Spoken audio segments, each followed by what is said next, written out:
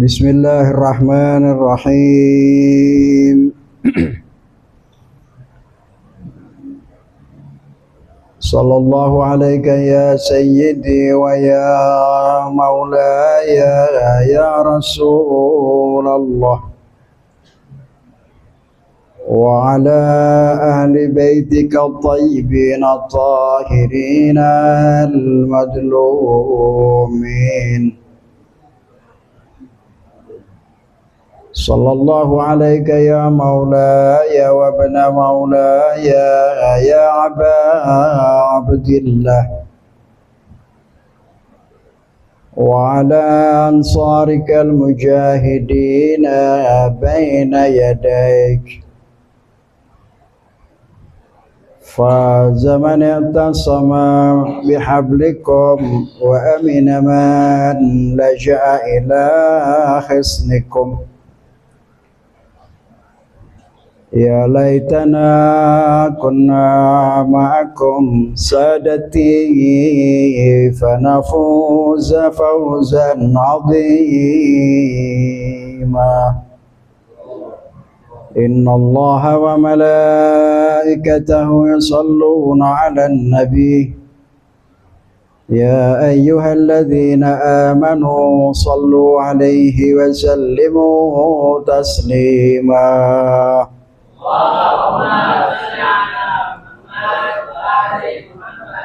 Allahumma sholli ala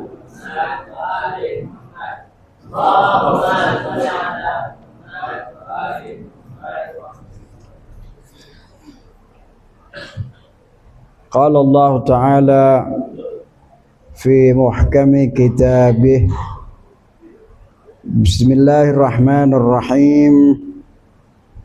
Ya ayyuhalladzina amanu isbiru wasabiru warabitu wattaqullaha la'allakum tuflihun. Sadaqallahul aliyyul azim.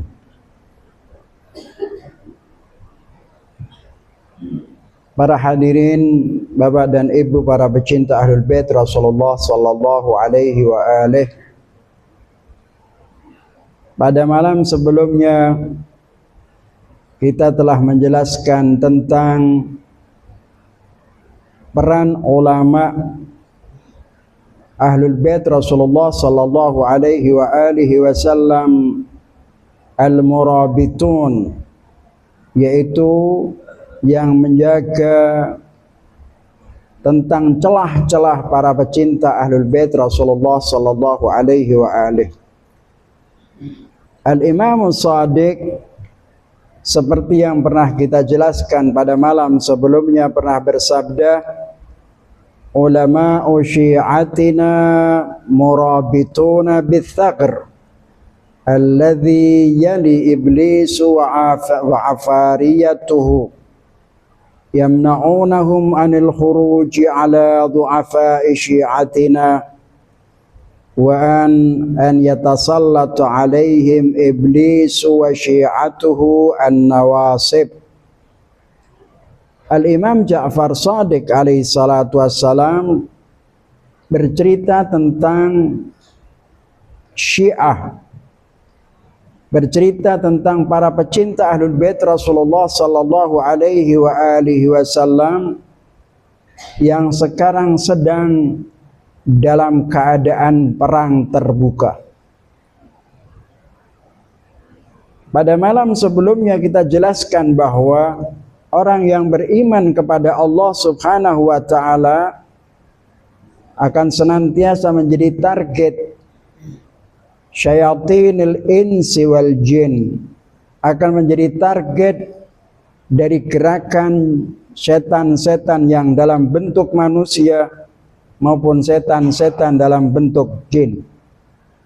Ini menggambarkan bahwa orang yang beriman kepada Allah Subhanahu wa Ta'ala senantiasa dalam peperangan yang terbuka, dan yang bisa mempertahankan, memberikan pembatasan, penjagaan terhadap peperangan ini hanyalah orang-orang tertentu yang kita sebut dengan ulama al-murabitun.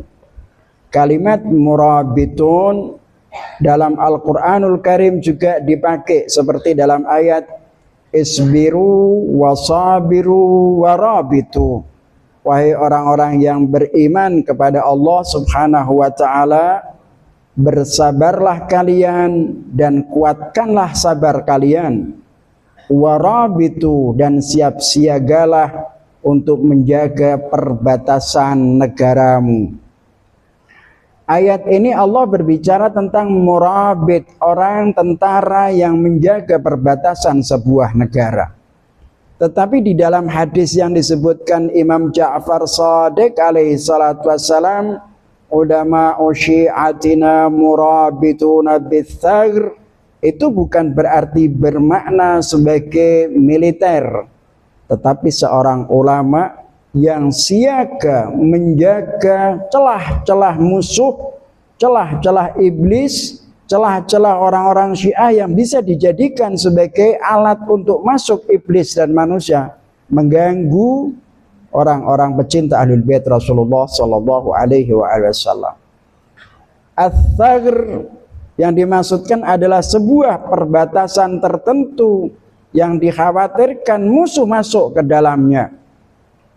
Al-murabitun dalam ayat berarti perbatasan itu harus dijaga oleh orang-orang yang beriman kepada Allah agar musuh tidak masuk ke dalam negara yang kemudian akan menghancurkan negara tersebut. Tetapi para ulama tidak, bukan sebagai militer. Imam Ja'far Shadiq menceritakan bahwa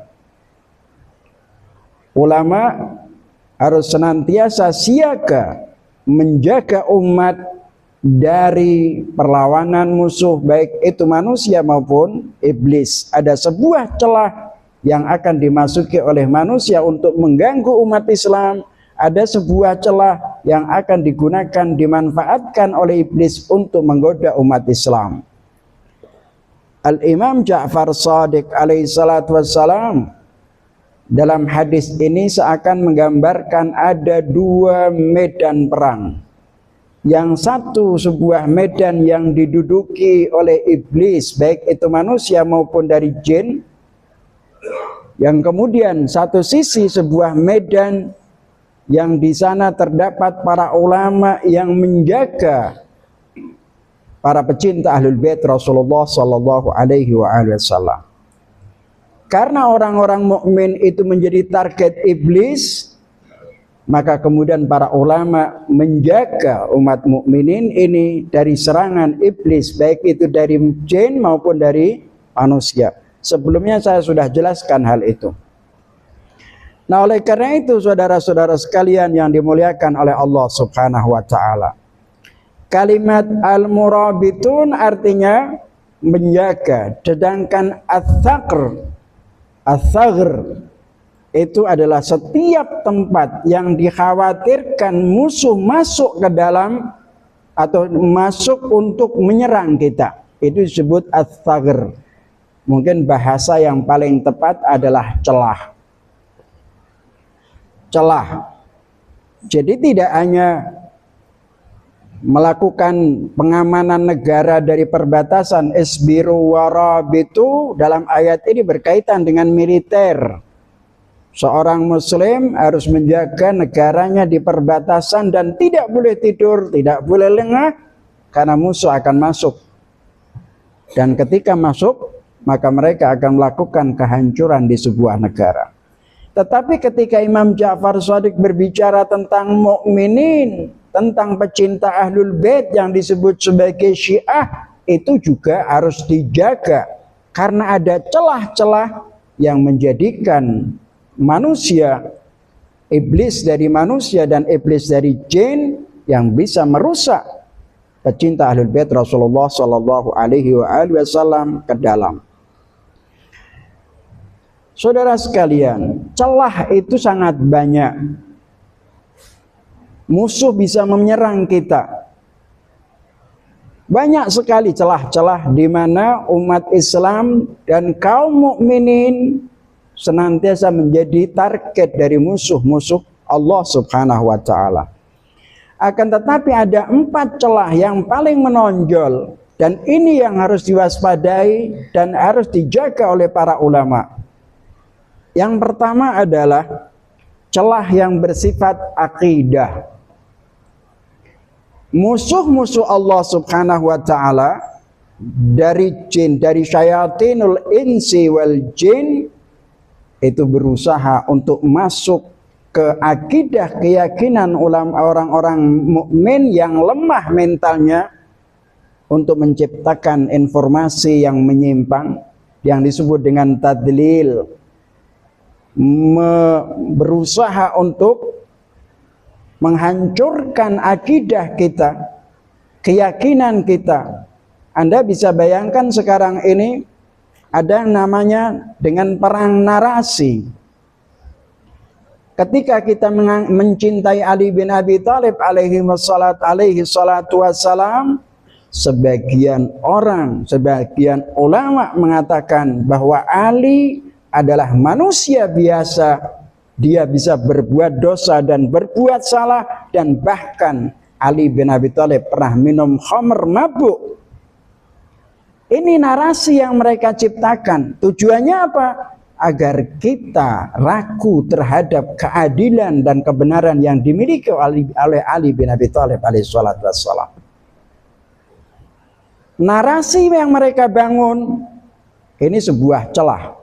Narasi yang mereka bangun ketika kita berbicara tentang Imam A'immah Ahlul Bait alaihi wassalatu wassalam, bicara tentang Fatimatul Zahra, bicara tentang Imamul Hasan, berbicara tentang Imamul Husain yang merupakan keluarga Rasulullah sallallahu alaihi wasallam, kita dianggap sebagai orang yang melakukan bersikap ekstrim atau yang disebut dengan hulu. Hulu adalah mengangkat mengangkat seseorang, memuliakan seseorang berlebihan, disebut hulu, atau kita sebut dengan ekstrim, atau kita sebut juga dengan istilah mengkultuskan. Sedikit-sedikit Ali, sedikit-sedikit Fatimah, sedikit-sedikit Imam Hasan, Husain, dan lain sebagainya.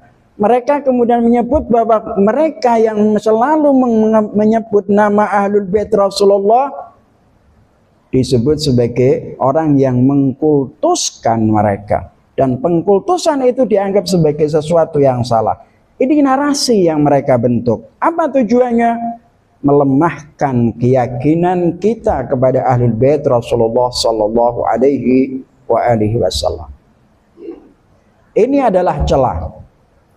Makanya ulama yang mempertahankan ini, kemudian kita juga mengkanternya, ulama mengkanternya, menjelaskan di mimbar-mimbar, ini disebut sebagai orang yang murabit, menjaga, siaga penuh untuk mengamankan keyakinan para pecinta Ahlul Bait Rasulullah sallallahu alaihi wasallam.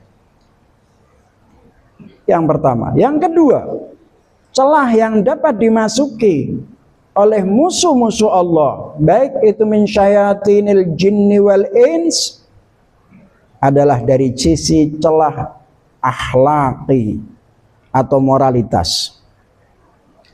Musuh berusaha untuk menghancurkan moralitas para pecinta Ahlul Bait Rasulullah sallallahu alaihi wasallam.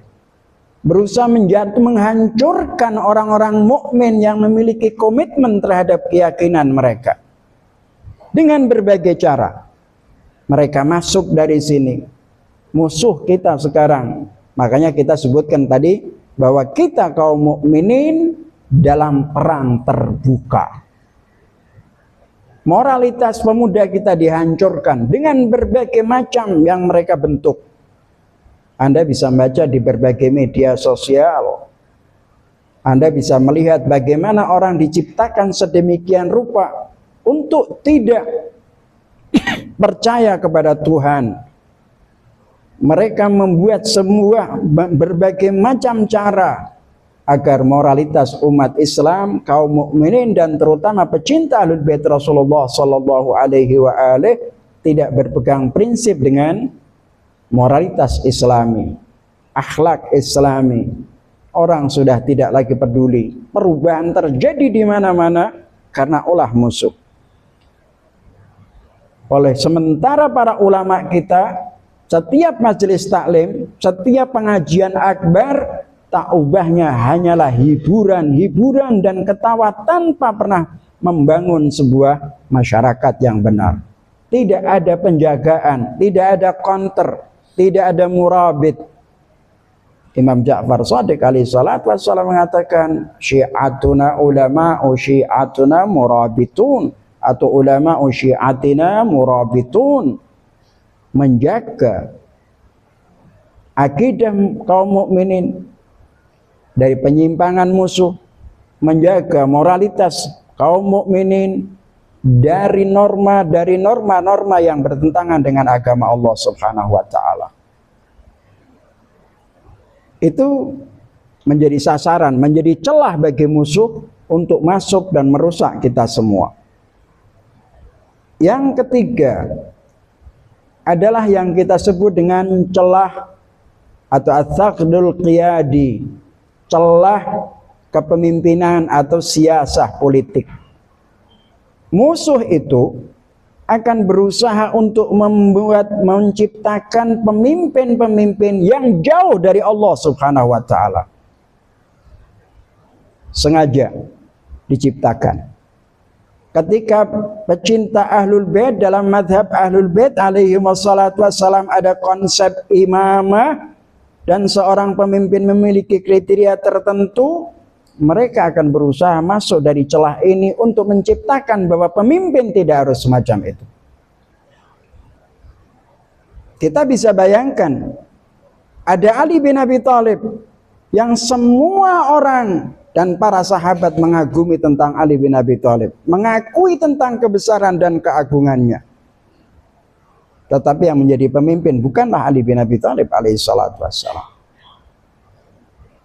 Banyak orang-orang yang baik, yang layak menjadi presiden misalnya, yang memiliki keberanian, memiliki mentalitas yang sangat kuat, memiliki tanggung jawab yang luar biasa, tetapi yang terpilih menjadi presiden bukanlah orang yang terbaik dari bangsa ini.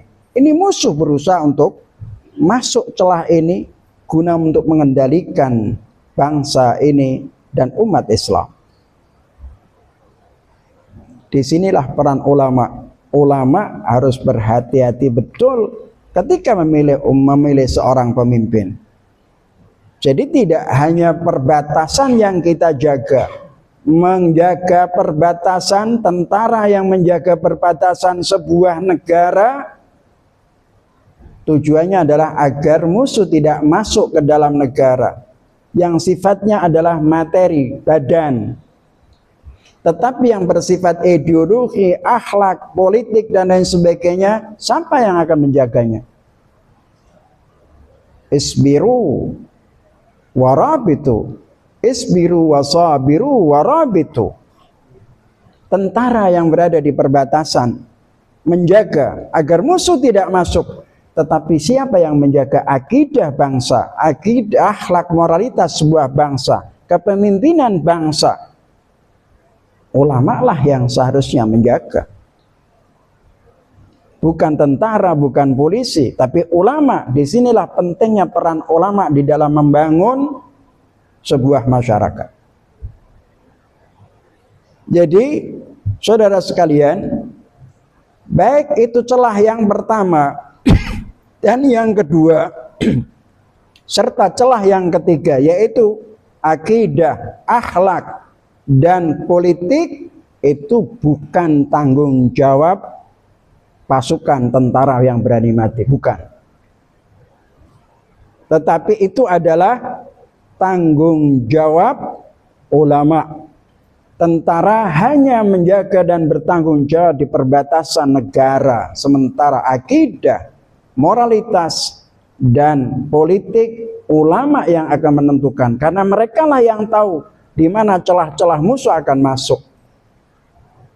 Politik yang baik, politik itu terbagi menjadi dua menurut saya, atau tiga. Politik syaitani. Syaitan itu kerjanya apa? mengadu domba. Setiap politik yang isinya adalah mengadu domba antar umat manusia, antar masyarakat, disebut sebagai as-siyasah asy-syaitaniyah. Dan yang kedua adalah as-siyasah al-hayawaniyah. Setiap politik pemimpin yang hanya memikirkan tentang perut dan kekayaan sebuah bangsa, tak ubahnya seperti hewan. Dan mereka akan memperlakukan rakyatnya juga seperti hewan. Yang penting kenyang. Tetapi moralitas, agama, pendidikan diabaikan. Dan yang ketiga adalah as-siyasah al-ilahiyah, yaitu politik yang bersifat ilahi, yaitu membangun masyarakat baik dari sisi ekonomi adalah berkeadilan, dari sisi ideologi, keyakinan, akhlak, moralitas tetap terjaga, karena ini akan berangkat menuju kepada Allah Subhanahu wa ta'ala. Hidup ini di dunia sesaat. Kita ini hidup paling-paling berapa? 60 tahun. Dan bapak-bapak sudah banyak yang berumur 60 tahun. Tinggal berapa bulan, berapa tahun lagi. 70 tahun, tidak lebih daripada itu. Apa yang harus kita lakukan? Seperti kata Imam Ja'far Shadiq alaihi salatu wassalam, ulama'u syi'atina murabituna, disebutkan murabituna bitsaqri alladhi yali iblis wa afariyatuhu yamna'unahum anil khuruj ala du'afa'i syi'atina, dan seterusnya. Itu menjadi sangat penting. Para ulama menjadi penting. Saudara sekalian, menjaga perbatasan sebuah negara itu penting. Tetapi kalau kita berperang dengan senjata kita, menghadapi musuh dengan senjata kita di perbatasan, itu sebenarnya adalah kewajiban yang bersifat kifai, wajib kifayah. Musuh menyerang kita, melawan dengan senjata, wajib kifayah. Wajib kifayah itu apa? Apabila kalau sekiranya itu tidak ada yang melakukan perlawanan, maka berarti semua orang dosa. Seperti misalnya sholatul janazah, bahwa sholatul janazah itu disebut fardu kifayah. Semua, kalau sekiranya ada orang mati dan tidak ada yang mensolatinya, maka semua orang jadi dosa. Tetapi apabila ada 1-2 orang, maka cukup, itu yang lainnya gugur. Berbeda dengan mempertahankan akidah, akhlak, dan siasah adalah kewajiban bagi seluruh kaum mukminin. Apakah itu tentara, apakah itu ulama, atau masyarakat, semua berkewajiban untuk menjaga itu. Karena harga diri sebuah masyarakat adalah akidahnya, moralitasnya. Ketika akidahnya kemudian tersesat, moralitasnya hancur, semua ulama bertanggung jawab, masyarakat juga bertanggung jawab. Saudara sekalian, jadi akidah itu adalah sesuatu yang menjadi pondasi, ibadat ruh. Manusia tanpa akidah yang benar seperti orang mati, tidak ada nilainya. Makanya kita harus selalu memperhatikan keyakinan kita, akidah kita terhadap Allah Subhanahu wa ta'ala, dan juga terhadap keluarga Rasulullah Sallallahu Alaihi Wasallam. Kita sekali lagi sedang berada dalam peperangan yang sangat terbuka, dan perang ini akan terus berkelanjutan sampai kapanpun. Dan perang ini tidak hanya dari satu arah, tapi dari semua sisi mengepung kita. Bahkan musuh pun sudah masuk ke kamar-kamar kita melalui televisi, melalui HP, yang disebar dalam berbagai media dan lain sebagainya. Tanpa kita sadari, musuh telah berhasil. Jadi peperangan terhadap orang-orang yang beriman kepada Allah Subhanahu wa ta'ala itu adalah peperangan yang bersifat eksistensial, bukan peperangan yang bersifat teritorial. Artinya orang mukmin senantiasa akan menjadi target Kalau orang mukmin tidak mampu mempertahankan keyakinan dan akidahnya serta moralitasnya, selesai sudah. Tidak ada nilainya orang mukmin. Tidak ada harganya sama sekali. Eksistensi mereka tidak ada nilainya. Makanya kita sebut dengan harbul wujud, perang eksistensial. Sedangkan peperangan yang ada di perbatasan sebuah negara itu disebut sebagai perang teritorial karena dia menjaga perbatasan. Nah, oleh karena itu kaum mukminin harus memahami dan menyadari dirinya seperti apakah keyakinan mereka, sudah ternodaikah atau belum, akhlaknya seperti apa, sesuai dengan apa yang disampaikan oleh Allah, Rasulullah dan Ahlul Bait ataukah tidak. Jika akidahmu seperti yang disampaikan Allah, Rasulullah dan Ahlul Bait, Anda dalam keyakinan yang benar. Moralitasmu seperti apa? Apabila perilakumu tidak seperti yang disampaikan oleh Allah, Rasul dan yang dicontohkan Ahlul Bait Rasulullah sallallahu alaihi wasallam, maka berarti moralitas kita sudah mengalami penurunan dan degradasi. Standar kebaikan Allah wa Rasul wa Ahlul Bait Rasulillah sallallahu alaihi wasallam. Nah, ketika seseorang itu akidahnya tidak benar, musuh sudah mengendalikan mereka, maka identitas pribadinya hilang. Seperti malam sebelumnya sudah kita jelaskan tentang huwiyah.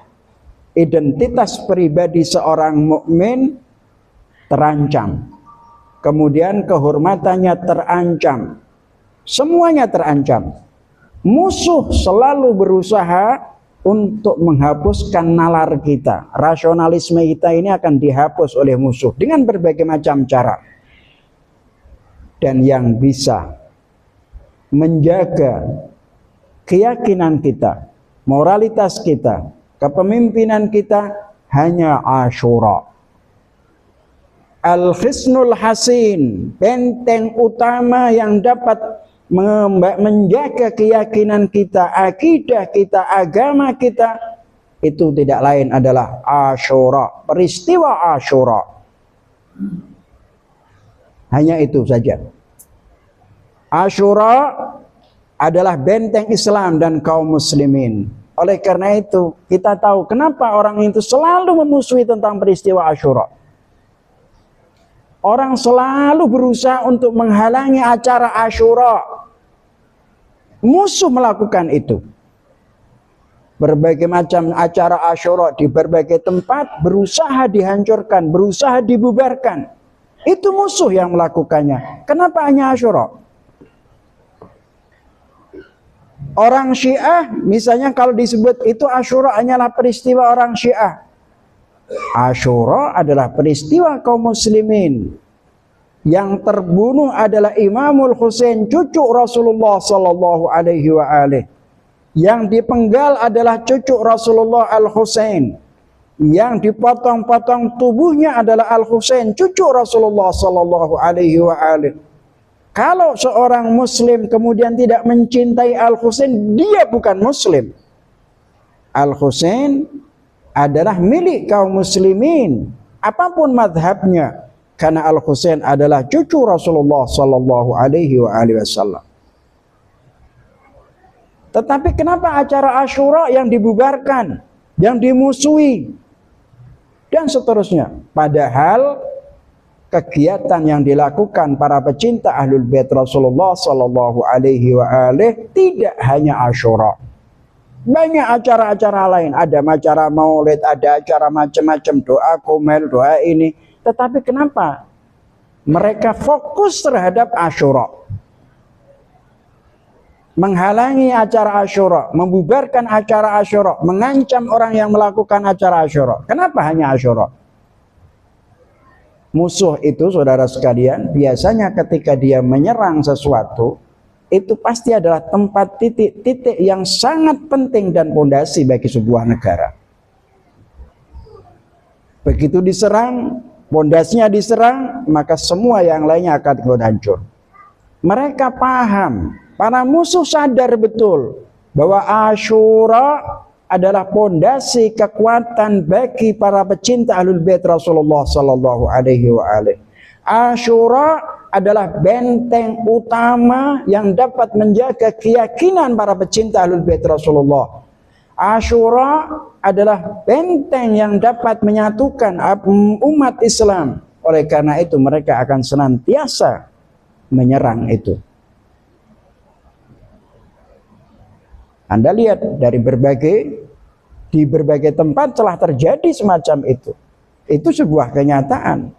Nah, oleh karena itu saudara-saudara sekalian, yang bisa menjaga keyakinan kita, akidah kita, bahkan agama Allah Subhanahu wa taala sampai kepada kita adalah karena Asyura. Kalau sekiranya bukan karena Asyura, maka Islam sudah berubah menjadi agama Bani Umayyah. Agama yang diinginkan Bani Umayyah dan Abbasiyah. Tetapi karena Asyura, maka Islam itu menjadi utuh dan sampai kepada kita. Saudara sekalian, keyakinan kalian para orang-orang mukmin, pecinta Ahlul Bait, keyakinan kalian terancam, benar-benar terancam oleh musuh. Musuh berusaha menghancurkan kehidupan dunia kalian dan kehidupan akhirat kalian. Apabila kalian meninggalkan Asyura dan kemudian tidak berpegang teguh dengan ajaran dan prinsip-prinsip yang diajarkan dalam Asyura, niscaya kita akan terancam. Kalau kita tidak mengajari anak-anak kita, tidak mengajak anak-anak kita untuk terikat dengan Asyura, dengan Ahlul Bait Rasulullah sallallahu alaihi wa alihi, maka generasi kita akan hilang. Oleh karena itu saya selalu berkata, bawalah anak-anak kalian, bahkan ibu yang sedang hamil sekalipun, bawa di tempat-tempat majelis azza semacam ini. Majelis azza Imamul Husain alaihi salatu wassalam akan berpengaruh pada janin yang ada dalam perut. Anak-anak kecil sekalipun tidak memahami apa yang diceramahkan, apa yang dilaksanakan dalam acara semacam ini, tetapi jiwanya, ruhnya masih suci, dan itulah yang menjadikan mereka terikat dengan Asyura, terikat dengan Ahlul Bait Rasulullah sallallahu alaihi wasallam. Kalian terancam, keyakinan kalian terancam, akidah kalian terancam apabila kalian meninggalkan prinsip-prinsip yang diajarkan di dalam Asyura. Al-Imam Shadiq mengatakan, ulama syi'atina murabituna fi thagr alladhi yali iblis. Imam Ja'far Shadiq ketika mengatakan bahwa ulama Syiah kami adalah orang-orang yang siaga, siap siaga menjaga celah-celah di mana iblis akan memasuknya, untuk menjaga ulama Syiah yang lemah itu. Seakan-akan Imam Ja'far Shadiq alaihi salatu wassalam itu melihat dari masa lalu, dari Adam alaihi salatu wassalam sampai akhir zaman nanti, bahwa ulama Syiah, ulama pecinta Imam Ja'far Shadiq, ulama, kalau para sebagian ulama Syiah mengatakan Syiah itu ada dua. Syiatul Imam yang memang diakui sebagai Syiah, ada orang yang disebut sebagai mualun dan muhibbun. Sebagian ulama mengatakan Syiah itu ada ciri-ciri khas, ciri-cirinya tersendiri. Oleh karena itu sebagian orang ketika datang kepada Imam Ja'far Shadiq alaihi salatu wassalam atau yang lainnya, ya Imam, ana min syiatik. Kata Imam mengatakan, aku tidak melihat tanda-tanda bahwa engkau adalah Syiahku. Jadi Syiah, kata Syiah itu adalah pecinta yang memiliki karakteristik spesial. Kata Imam mengatakan, jangan engkau sebut kata Syiah sebagai Syiahku, tapi katakan engkau adalah minal muwalun atau minal muwalina wal muhibbin. Kalian adalah pecinta. kalian adalah orang-orang yang setia, tetapi bukan sebagai Syiah Imam Ja'far Shadiq. Ketika Imam Ja'far Shadiq mengatakan ulama syiatina, yakni di tengah-tengah Syiah Imam Ja'far Shadiq ada ulama yang menjaga Syiah itu. Itulah kenapa kemarin saya sebutkan konsep marja'iyah. Konsep marja'iyah itu hanya ada dalam mazhab Ahlul Bait Rasulullah sallallahu alaihi wasallam. Semua orang pecinta Ahlul Bait Rasulullah yang awam harus kembali kepada marja'iyah. Marja'iyah, seorang marja' punya tanggung jawab menjaga akidah pengikut-pengikutnya, akhlak pengikut-pengikutnya. Disampaikan di berbagai media termasuk di Asyura ini. Nah, oleh karena itu, inilah yang disebut sebagai orang yang terjaga keimanannya karena keberadaan para maraji. Anda lihat di Iran. Anda bisa bayangkan sebuah negara diserang oleh Amerika, Israel, dan lain sebagainya. Terdapat para pelajar, terdapat rakyat biasa, ulama. Kalau itu sekiranya bukan Iran, mungkin sudah luluh lantak, dan yang paling penting adalah rakyatnya akan melakukan pemberontakan. Tetapi Iran tidak. Mereka bahkan keluar dan menghadang peluru-peluru kendali yang dilepaskan oleh musuh-musuh. Kenapa? Karena ada maraji, ada ulama marja'iyah. Ketika dia memfatwakan harus berperang, seluruhnya akan berperang. Bahkan anak-anak yang biasanya bermain-main, anak-anak muda yang mungkin tidak peduli apapun, ketika seorang marja mengatakan pergilah kalian berperang satu sama lain, mendaftarkan diri dan menghilangkan identitas biasanya. Dia menunjukkan dirinya sebagai seorang pecinta Ahlul Bait alaihi wassalatu wassalam dengan menunjukkan kesetiaannya kepada al-maraji, seorang marja. Itulah kelebihan yang ada pada mazhab Ahlul Bait yang tidak dimiliki dalam mazhab yang lainnya. Dan itulah yang menjadikan kita menjadi kuat, karena ada satu kepemimpinan yang disebut dengan maraji. Di Irak misalnya, ketika Amerika dan pasukan-pasukannya atau kelompok-kelompok ISIS membunuh banyak orang Syiah, seseorang datang kepada Sayyid Ali Sistani minta dikeluarkan fatwa supaya dia bisa melakukan perlawanan. Sayyid Sistani tidak mengeluarkannya, sampai kemudian banyak orang Kristen yang dibunuh, orang Sunni dibunuh oleh ISIS. Baru Sayyid Ali Sistani mengeluarkan fatwa untuk jihad. Semua keluar, yang Kristen, yang Muslim, yang semua keluar untuk melawan ISIS, hingga kemudian ISIS keluar dari Irak.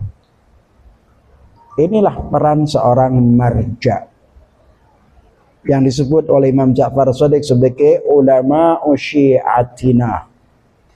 Amma kita semua ini mudah-mudahan cukup dengan sebagai muhibbin wal muwalina insyaallah.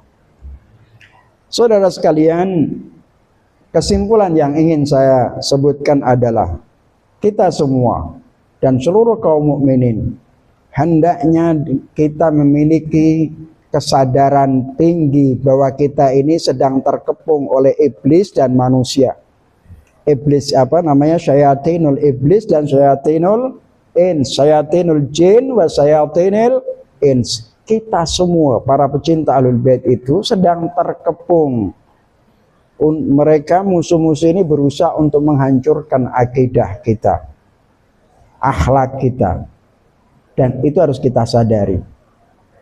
Yang kedua, orang mukmin pecinta Ahlul Bait Rasulullah sallallahu alaihi wasallam harus senantiasa melihat pada keyakinan dan akidahnya, pemikirannya, apakah akidah dan pemikirannya benar ataukah tidak. Apa yang disampaikan Allah, apa yang disampaikan Rasulullah dan Al-Ma'sumin tentang akidah harus kita pelajari, karena akidah itu tidak boleh taklid kepada orang. Ini kiai-kiai saya bilang begini, nenek moyang saya begini, tidak berlaku. Awalau kana aba'uhum la ya'qiluna syai'an wa la yahtadun, kata Allah Subhanahu wa taala. Apakah nenek moyangmu meskipun itu disalah tetap kalian ikuti? Allah Subhanahu wa taala berbicara semacam itu. Yang ketiga, orang yang mencintai Ahlul Bait Rasulullah, orang mukmin yang mencintai Ahlul Bait Rasulullah sallallahu alaihi wa alihi harus memahami bahwa keyakinan yang benar itu adalah kehidupan ruh. Ketika keyakinannya salah, berarti ruhnya pun tidak ada. Dia hidup ada maupun tidak ada sama sekali tidak ada bedanya. Hidup atau mati bagi dia tidak ada bedanya. Karena yang menggerakkan kebaikan, menggerakkan semua tubuh kita adalah keyakinan kita. Contohnya Anda ketika ingin membantu orang, meringankan beban orang, sebelum Anda melakukan perbuatan itu, muncul yang ada dalam pikiran kita. Dan pikiran itu berasal dari keyakinan bahwa berbuat baik untuk orang lain adalah Allah menyarankan kita, dan itu langkah untuk mendekatkan diri kepada Allah. Maka kemudian kita melakukannya. Tindakan itu adalah cerminan dari keyakinan yang kita miliki. Apa yang kita lakukan adalah cerminan dari ideologi yang kita pahami. Yang Fanahdatul Imamul Husain, gerakan kebangkitan Imamul Husain alaihi salatu wassalam di Karbala dengan segala pengorbanannya adalah demi menjaga keyakinan ini. Karena para imam al-ma'sumin dan khususnya Imamul Husain, dia adalah khalifahnya Allah Subhanahu wa taala. Kita perlu paham bahwa ada namanya khalifatullah dan ada juga yang namanya khalifatus syaitan. Ada Imamul Huda, ada Imamul Batil, ya. Imamul Huda dan Imamul Dhalal. Imamul Husain adalah Imamul Huda yang membawa petunjuk, sedangkan lawannya adalah Imamul Dhalal yang menyesatkan orang. Ini harus kita pahami semua. Itulah yang dilakukan oleh Imamul Husain alaihi salatu wassalam. Oleh karena itu dalam sejarah disebutkan ada orang-orang di mana mereka telah mengorbankan segala yang dia miliki, hartanya, nyawanya, jiwanya, anak-anaknya, untuk menjaga keyakinan dan agama ini. Andai saja bukan karena pengorbanan mereka, andai saja mereka tidak memiliki ikatan dengan Imam Ahlul Bait Rasulullah sallallahu alaihi wasallam, mungkin agama ini tidak pernah sampai kepada kita. Jadi mereka harus kita hormati. Para ulama yang mengorbankan semuanya harus kita hormati. Untuk mempertahankan agar kita memiliki ikatan dengan Ahlul Bait Rasulullah sallallahu alaihi wasallam, itu tidak dengan harga murah. Nyawa ditaruh. Semua yang dia miliki dipertaruhkan demi memiliki ikatan kepada Ahlul Bait Rasulullah sallallahu alaihi wasallam. Contohnya saja, misalnya kita melihat Al-Mutawakkil adalah Khalifah Abbasiyah. Dia telah memanfaatkan Madinah, Makkah dan Madinah. Itu dikuasai oleh kelompok-kelompok yang anti Ahlul Bait Rasulullah, musuh Ahlul Bait Rasulullah. Bahkan Mutawakkil dalam sejarah disebutkan pernah menggunakan politik membuat kelaparan. Tajwi'. Mutawakkil pernah melakukan politik untuk menekan rakyatnya dan terutama keluarga Abu Thalib alaihi salatu wassalam, itu sedemikian rupa dimiskinkan. Mereka kelaparan sampai-sampai dalam riwayat disebutkan dalam sejarah itu mereka tidak mampu makan, pakaian pun hanya satu. Sehingga dengan demikian tidak hanya isolasi ekonomi tetapi juga isolasi moralitas. Tidak boleh bergaul dengan masyarakat dan lain sebagainya. Itu dilakukan. Kenapa? Karena mereka mencintai Ahlul Bait Rasulullah sallallahu alaihi wasallam. Saudara sekalian yang dimuliakan oleh Allah Subhanahu wa taala. Yang keempat, Seorang mukmin hendaknya dia memahami dan mengetahui bahwa mimbar-mimbar Al-Imamul Husain semacam ini itu, dan orang-orang yang melakukan atau membuat acara Imamul Husain semacam ini itu memiliki peran yang sangat penting dalam menjaga celah-celah tersebut. Makanya tradisi kita di seluruh dunia pecinta Ahlul Bait, ketika awal Muharram sampai 10 Muharram majelis-majelis Husainiyah diadakan. Bahkan para ulama mengatakan tidak boleh hanya sekedar mengikuti dari media, tapi harus hadir di tempat itu. Dengan alasan bahwa ketika kita hadir dalam majelis Imamul Husain alaihi salatu wassalam, Sayyidah Fatimah Az-Zahra alaihi salatu wassalam hadir di tempat itu. Sahibul Asri wal Zaman hadir di tempat itu. Di dalam berbagai riwayat semacam itu.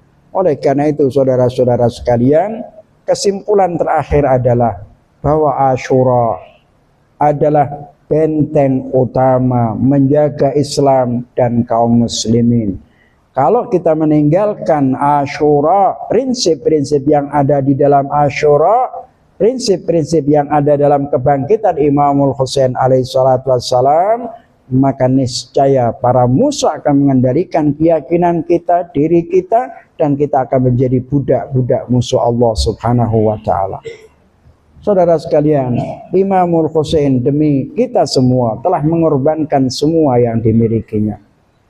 Ketika Imamul Husain alaihi salatu wassalam mendapatkan surat dari kaum Kufah yang meminta agar Imamul Husain alaihi salatu wassalam melakukan perlawanan terhadap Yazid ibn Muawiyah, maka Imamul Husain sebelum berangkat beliau telah mengirim seorang keluarganya bernama Muslim bin Aqil. Muslim bin Aqil adalah putra dari pamannya Al-Imamul Husain alaihi salatu wassalam. Tetapi apa nasib Muslim ketika memasuki Kufah? Ternyata semua orang yang tadinya berjanji untuk membela Imamul Husain alaihi salatu wassalam telah meninggalkan Imamul Husain. Mereka mengkhianati Imamul Husain dan meninggalkan Imamul Husain.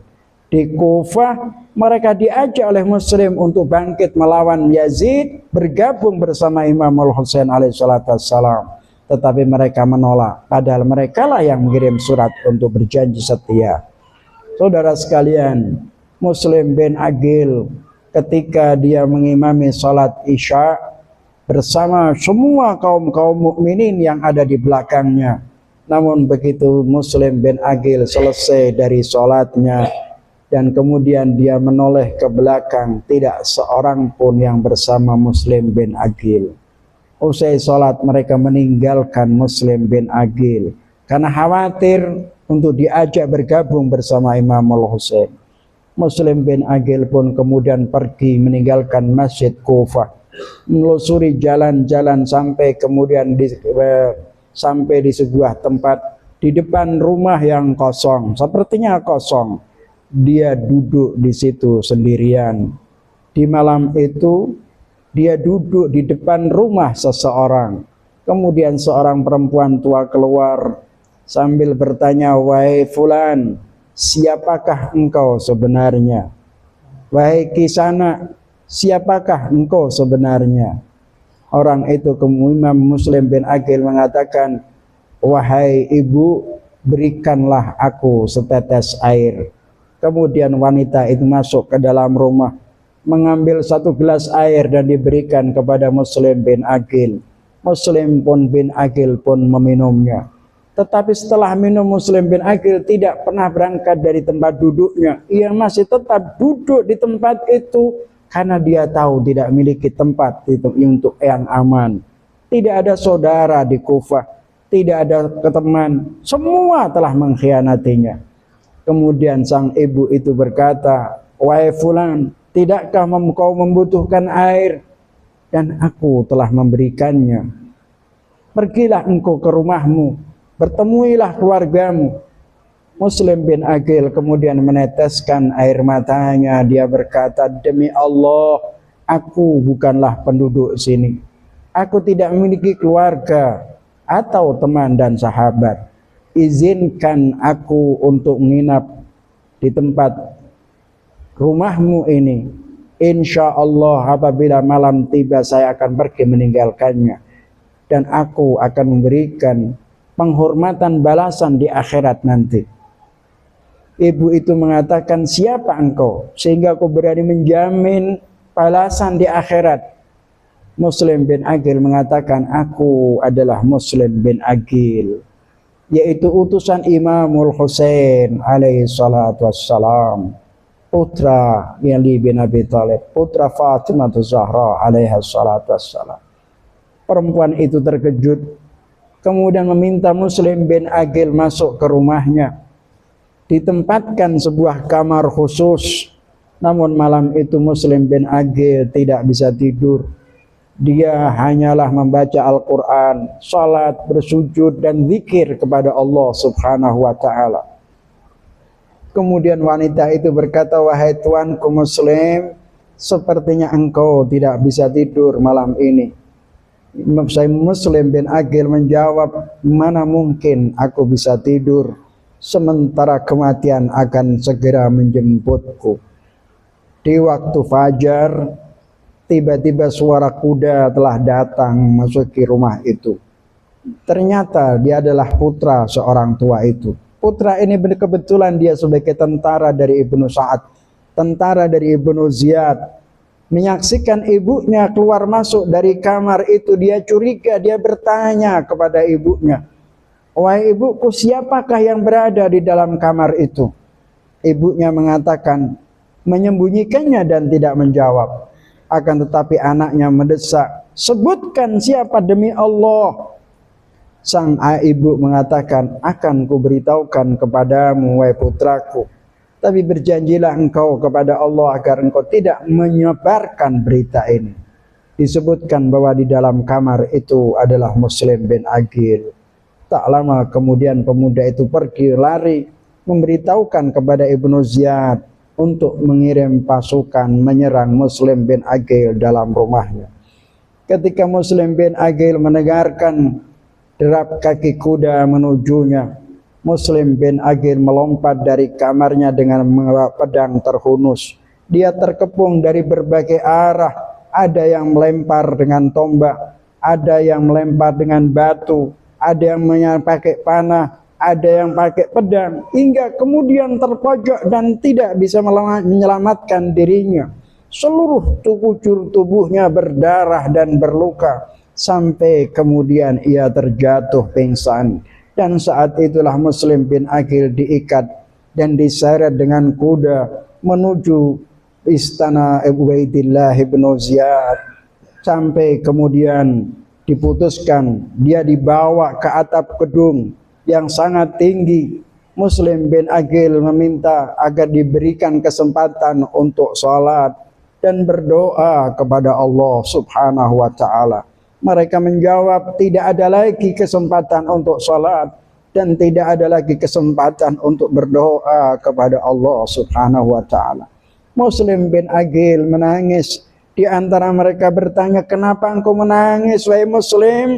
Muslim mengatakan, aku menangis bukan karena aku takut mati dan terbunuh, tetapi aku menangis karena mengingat imamku Al-Husain alaihi salam sekarang berada di padang Karbala.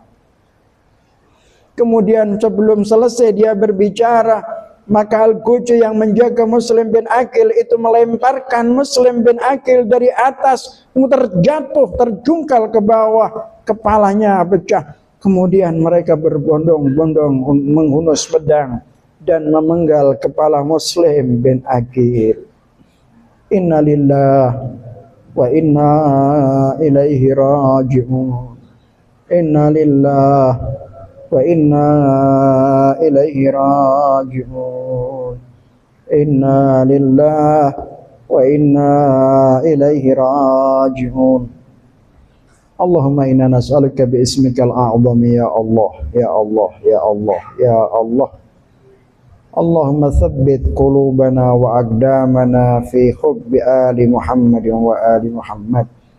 Allahumma thabbit qulubana ala nahjihim Allahumma amitna wahsyurna ma'ahum ya Allah. Ya Allah, jangan sampai Engkau pisahkan kami dengan ahlul bait Rasulullah meskipun sedetik pun. Ya Allah, bangkitkanlah kami kelak bersama Rasulullah dan keluarganya. Masukkanlah kami ke dalam surgamu bersama Rasulullah dan keluarganya. Allahumma ya Allah, sembuhkanlah saudara-saudara kami yang sedang sakit. Berikanlah kemudahan saudara-saudara kami yang sedang kesulitan. Allahumma ya Allah, farij anna, berikan kemenangan para mujahidin, para muqawamah, baik di Lebanon, di Iran, di Irak, dan juga di Yaman. Rabbana atina fid dunya hasanah wa fil akhirati hasanah wa qina adzabannar. Wa sallallahu ala Muhammadin wa alihi at-tahirin wa ila arwahi amwatil hadirin nuhdihimul fatihah qablaha as-salawat.